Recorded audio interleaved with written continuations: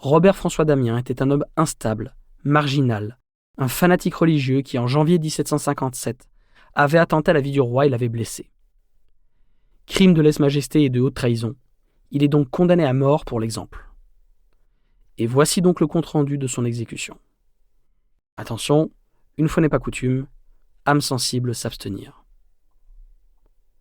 Citation. Relation exacte du supplice de Robert-François Damien, exécuté à Paris le 28 mars 1757. Ce détestable parricide a subi le matin la question ordinaire et extraordinaire.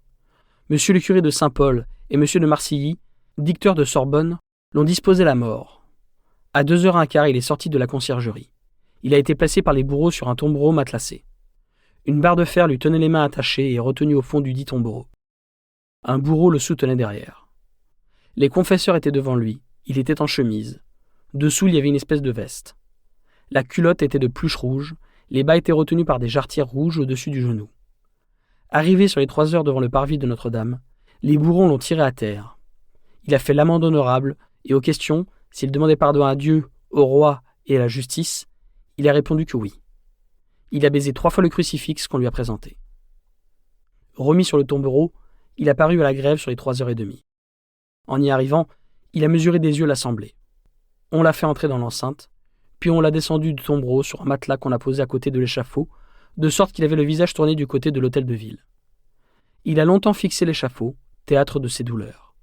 Après, il a eu parlé au greffier, on l'a transporté à l'hôtel de ville où il est resté une demi-heure, après quoi on l'a rapporté à la même place. Alors un bourreau lui a ôté bas, culotte, veste, chemise enfin. Une espèce de bande lui tombait de la ceinture jusqu'au commencement des cuisses. On l'a levé debout et 4 bourreaux l'ayant pris à bras-le-corps l'ont jeté sur l'échafaud. Ils y ont comme cloué. Des anneaux de fer lui ferraient le corps, les jambes, les cuisses et les bras, de façon que la main droite était pendant sur le bord de l'échafaud. Les confesseurs l'ont entretenu pendant un quart d'heure, après lequel un bourreau lui a attaché à la main droite le fatal couteau. Sans doute le couteau utilisé pour blesser le roi. Elle a été bientôt garnie de soufre auquel on a mis le feu à différentes fois. Des mouvements violents de la tête et des cris perçants étaient le signe de sa douleur. La main a brûlé pendant un quart d'heure. Le bras s'étant trouvé libre, il a porté sa main brûlée à sa tête et l'a laissé tomber ensuite sur l'échafaud.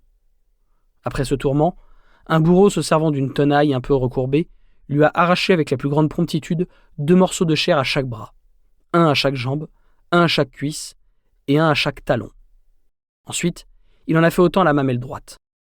Les morceaux étaient de la largeur d'un écu de 6 livres. Mais à la mamelle gauche, il en a arraché un très grand, et avec les plus violents efforts. C'est alors que le monstre a jeté les cris les plus horribles. Je précise, il parle de Damien, pas du bourreau. Il a poussé des hurlements affreux, lorsque sur chacune des blessures on a répandu une cuillerée d'un composé de soufre, de plomb fondu, de poirésine et de cire fondue. Enfin, sur les 5h30, les chevaux ont commencé à tirer. C'est l'écartèlement par les chevaux. Le gars est à la torture depuis presque 2 heures. La première secousse lui a fait jeter des grands cris. Les jambes ni les bras n'étaient point écartés. Mais se touchant presque les uns les autres, il a été tiré dans toute la longueur. Cette première secousse a été sans effet. Les confesseurs se sont rapprochés de lui. Un greffier a remis un billet au bourreau qui, après l'avoir lu, a tiré sa montre, apparemment pour fixer la distance qu'il devait mettre entre les secousses. La seconde, aussi sans effet, a été accompagnée de même d'affreux hurlements. Le bourreau a dételé alors 2 chevaux du tombereau et les a joués en chevaux qui tiraient les jambes. Il n'avait pas prévu assez de chevaux, preuve sans doute que ce supplice est devenu exceptionnel. Ces chevaux se cabrant et tirant de côté et d'autre, après les plus violents efforts, le monstre a paru se fendre un peu et les aisselles s'ouvrir. Les hurlements étaient affreux et continuels. Il est resté longtemps en cet état vivant, les chevaux tirant toujours tantôt les bras, tantôt les jambes. Le bourreau a séparé ensuite les chairs des cuisses, qui après de longs efforts ont été emportées seules et sans autre partie voisine. Les confesseurs s'étant approchés, le bourreau leur a fait signe que le monstre venait d'expirer. Il était 6h15. Il a donc enduré l'écartèlement pendant 1h15. Un bras a cédé, puis l'autre. Le tronc et les autres membres ont été jetés sur un bûcher près de l'échafaud et ont été consumés par les flammes. Les maisons qui avaient des croisées sur la grève ont été louées jusqu'à 1000 écus. Puis ce supplice affreux épouvantait tous les scélérats. Fin de citation.